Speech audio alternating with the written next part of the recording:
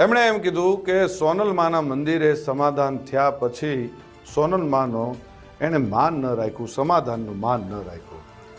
તો પહેલી વાત એક કહી કરી દઉં કે 2 વર્ષ એ વાતને વીતી ગયા છે. 2 વર્ષમાં કે મારી આટલા વર્ષોની આ કારકિર્દીમાં તમે કોઈ દિવસ ક્યારેય પણ મને ક્યાંય જોયો કોઈ કલાકારને બીજાની સાથે વિવાદમાં કે કોઈ પણ જાતના બીજા વિવાદમાં મને જોયો કોઈ દિવસ ન બને. હું કોઈ વિવાદમાં ક્યારેય પણ પડવાવાળો માણસ જ નથી. હું આ બધી બાબતથી બહુ પર રહેવાવાળો માણસ છું. આ ભાઈ છે ને એણે ખૂબ મારા ચાળા સમાધાન પછી કર્યા છે, પણ જેટલા સહન થતું હતું ત્યાં સુધી સહન કર્યું છે. પછી સહન થાય એવું નહોતું એટલે જવાબ દેવો ખૂબ જરૂરી હતો અને એને જ દીધો છે. આ પાક્કું હજી કહું છું કે 2025નું એને જ કીધું છે. એમાં હજી હું કહું છું, રિપીટ એન્ડ રિપીટ કહું છું કે એને જ કીધું છે અને એને જે મજા આવે એને એ છૂટ. એને બહુ મોરાનો શોખ છે તો એને છુપા એના એડ્રેસ રાખવા પડે છે, એને છુપી રીતે રહેવું પડે છે. હું જ્યાં રહું છું, જે જગ્યાએ રહું છું, જગ જાહેર રહું છું. અને બીજું કે હું 50-50ના ટોળા લઈને નીકળવા વાળો માણસ નથી. હું એ બીકણ માણસ નથી. મારે કોઈ બોડીગાર્ડોને બધાને કોઈ કોન્ટ્રાક્ટ ઉપર રાખવા પડતા નથી. આપણે રાખવા પડે છે. આપણે 50-50 જણાને છેલ્લા કાર્યક્રમમાં આપણે 200 જણાને લઈ ગયા ખ્યાલ છે ને. એટલે એ બધું આપશ્રીને શોભે છે, આપશ્રીને કરવું કોઈ વાંધો નહીં. હું ને મારો ડ્રાઈવર બધી કોઈ એકાદો ભાઈ કદાચ કોઈ ભેળો હોય અમે એટલા જઈશું. ગમે ત્યારે મજા આવે ત્યારે મોસ્ટ વેલકમ છે. હું ઈશ્વરદાનનું લોહી છું ને મને મારા બાપનું લોહી છું ને ગર્વ. આપને જે હશે આપને મુબારક. આપ શું કહેવા આવો છો અને ગુજરાતના મીડિયામાં આપ શું કહેવાય છે ખ્યાલ છે. એટલે રાખી સાવંત હું આપને વધારે કાંઈ નહીં કહું. રહી વાત હું જુવાની અને બગાડું છું એવું આપશ્રીનું કેવું થાય છે. તો પહેલી વાત એ કરતો દુનિયા આખીને ખબર છે કે હું દુનિયાને વ્યસન મુક્ત કરાવું છું. હું દુનિયાને સંસ્કારનો સારા કાર્યક્રમોની સારી વાતો કરું છું. આપશ્રી જેવું 302, 307 આવું કરાવવાનું કોઈ કાર્ય મારું નથી. ક્યારેય પણ હું કોઈ અશ્લીલતા ઉપર ક્યારેય અશ્લીલ શબ્દ મારા સ્ટેજ ઉપર નથી આવ્યો. જે આપના સંસ્કાર મુજબ આપ ખૂબ સરસ રીતે જે આપના સંસ્કાર આપ દેખાડો છો ક્યારેય હું કોઈ અશ્લીલ શબ્દ નથી બોલ્યો. કોઈ બેન દીકરી માટે ક્યારેય કોઈ હું ખરાબ વાત નથી કરી. આપને શોભે આપ કરો છો, આપને મુબારક.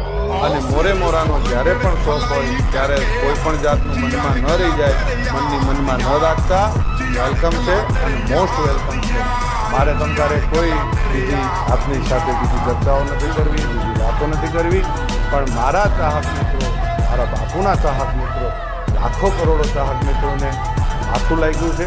અને આ માત્ર તમે મને એકને નથી કીધું, ચારણ સમાજને કીધું છે.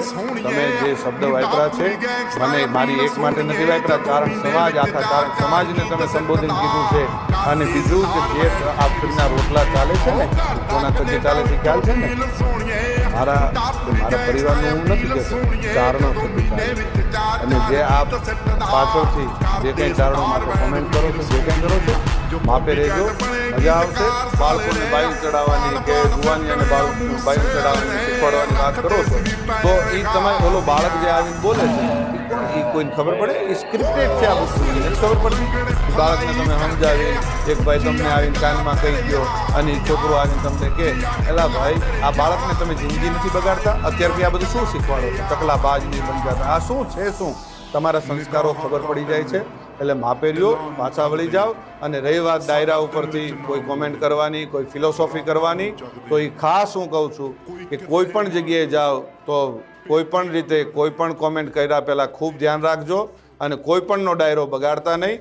આ વિડીયોના માધ્યમથી એટલે હું જવાબ દઉં છું. કાલ ડાયરો મારોય હતો પણ એ બીજા બધાને શું વાંક?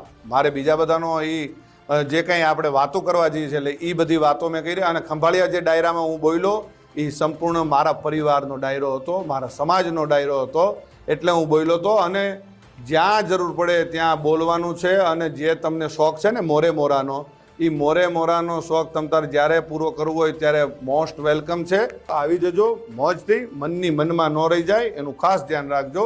અને જેને લાગુ પડે એને નહીં, હું આપ શ્રીને જ કહું છું. શું આ બ્રિજરાજદાન ઈશ્વરદાન ગઢવી આપ શ્રીને જ કહે છે. એટલે આ ખાસ વાતને યાદ રાખવી હો. અને જે ચાળો કરતા હોય ત્યાં કરવો. જૂનો રાફને છેડીએ એમાં જાગે કોક જડાગ. જે રાફડા કદાચ શાંત હોય એમાં હાથ ન નાખવા કે આમાં આપણે અને ઝેરનું પારખું નકો જોવું હો. છોટો ઉંમર હોય પણ નાગ ન છેડીએ અને ઝેરનું પારખ્યું નકો જોવું. નાગના ચાળા ન હોય, નાગના બચ્ચાના ચાળા ન હોય. અને હું ઈ માનું સંતાન છું. આ કાયમ યાદ રાખવું કે જેના આપણે નામને આપણે જે દુનિયામાં એના નામના એના ગુણગાન ગાઈએ છીએ ને એ જ માનું હું સંતાન છું. એટલે કાયમ યાદ રાખવું. અને રહી વાત સિસ્ટમની, તો ભાઈ સિસ્ટમ અમારી શું છે એ આખી દુનિયાને ખબર છે. અને મારા બાપુજી વખતથી અમારી સિસ્ટમ ચાલી આવે છે. આપની સિસ્ટમ અમારામાંથી આવેલી છે, એ ભૂલી ગયા છો આપ શું સિસ્ટમ? અને અમારી કોપીઓ કરીને તમારે જીવન જીવવું છે. એટલે એ બધી વાતમાં રહેવા દો. ને રહી વાત 2025ની, તો આપશ્રી બોલ્યા હતા કે 2025માં હું કાર્યક્રમો બંધ કરી દઈશ. હું સિલેક્ટેડ એટલે શું? કેવી રીતે તમે સિલેક્ટ કરશો? આનો લેવાનો, આ જ્ઞાતિનો લેવાનો, આ જ્ઞાતિનો પૈસાથી જ્યાં જઈએ ત્યાં સંબંધો બગાડીને આવીએ છીએ, નથી ખબર? ગમે એને ત્યાં મોઢા બગાડીને આપણે રૂપિયા લઈને સંબંધ બગાડીને આવીએ છીએ, નથી ખ્યાલ? બધી ખ્યાલ છે. બધી ચોખોટું, ઘણી બધી ચોખોટું હું કરું ને તો ઘણી બધી ચોખોટું થાય અને દુનિયા થૂ કરશે. એટલે મહેરબાનીથી શાંતિથી તમે જે કરતા હોય એ કરી ખાઓ. અને જેમ બંધમુઠ્ઠી છે એ આ જે બંધમુઠ્ઠી છે ને એ જ જમાવટ છે. જો ખુલી જશે તો તમને કોઈ પણ રીતે સહન નહીં થાય. એટલે મહેરબાની કરીને શાંતિથી તમારું જીવન જીવો. અને આપશ્રીની એવી ટેવ છે કે આપણે સવારે બોલીને સાંજે ફરી જઈએ, સાંજે બોલીને સવારે ફરી જઈએ. રોજ આપણે ફરી જવું હોય એ આપશ્રીના ખૂબ સારી રીતે આપના સંસ્કારમાં હશે. અને ખૂબ ફરવું, કાચીડો જેમ રંગ બદલે ને એમ આપણે રંગ બદલીએ છીએ. એ તો આપની માટેની ઘણી બધી કહેવતો છે. આપને રાખી સાવંત કહે છે, આપને કાચીડો કહે છે, આપને શિયાળિયું કહે છે, બધા ઘણા બધા છે. અને જે 18 વર્ષને આપ સાથે લઈને ચાલવાવાળી હમણે જે આ 2025થી આપને જે ભાવ જાગવા માંડ્યો છે, ખબર નથી? મારી માફી માંગ્યા પછી માને મારી માફી, બીજી સમાધાનવાળી વાત મને અત્યારે યાદ આવે છે. સમાધાન? ભાઈ હું સમાધાન કરવા આવ્યો હતો? આપશ્રી આપના 50 જણાને દોડાવ્યા હતા કે બ્રિજરાજદાનભાઈ અર્જુન